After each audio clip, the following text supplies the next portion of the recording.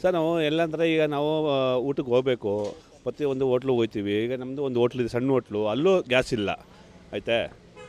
ಎಲ್ಲಿ ದೊಡ್ಡ ಹೋಟ್ಲಿಗೆ ಅಂತ ಯಾರಿಗೆ ಅವರು ಊಟ ಬರ್ತಾರೆ, ಹುಡಿಕೊಂಬರ್ತಾರೆ ಹೋಟ್ಲಿಗೆ. ಈಗ ಹೋಟ್ಲು ಬಂದಾಯಿತು 3 ದಿನದಿಂದ ಅಂದಾಗ ಆಗೇನಾಯ್ತಾರೆ, ಏನು ಪ್ರಾಬ್ಲಮ್ಮು.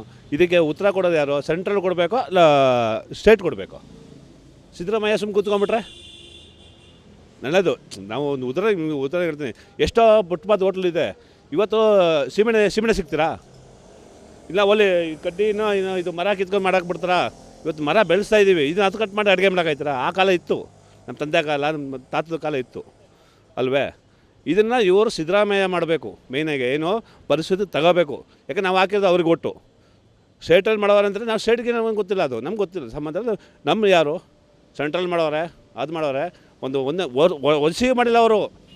ಎಣ್ಣೆ rate, cigarette rate, gas rate ಪ್ರತಿಯೊಂದು ಮಾಡ್ತಾನೆ ಅವರೇ. ಆದರೆ MRP ಬಂದಿಲ್ಲ. ಈಗ ಸಿಗರೇಟ್ ರೇಟು ಇವತ್ತು 100 ರೂಪಾಯಿ ಇದೆ, 105 ರೂಪಾಯಿ 100 ರೂಪಾಯಿ ತಗೋತಾರೆ. ಇದು ಸ್ಟೇಟ್ಗಳು ಬ್ಲ್ಯಾಕ್ ಮಾಡೋರೆ, ಅಂದರೆ ಸ್ಟಾಕ್ ಇಟ್ಕೊಂಡವ್ರೆ, ಬಿಡ್ತಾರೆ. ಇದು ತಪ್ಪಲ್ವಾ? MRP ಏನಿದೆ ಕೊಡಬೇಕು.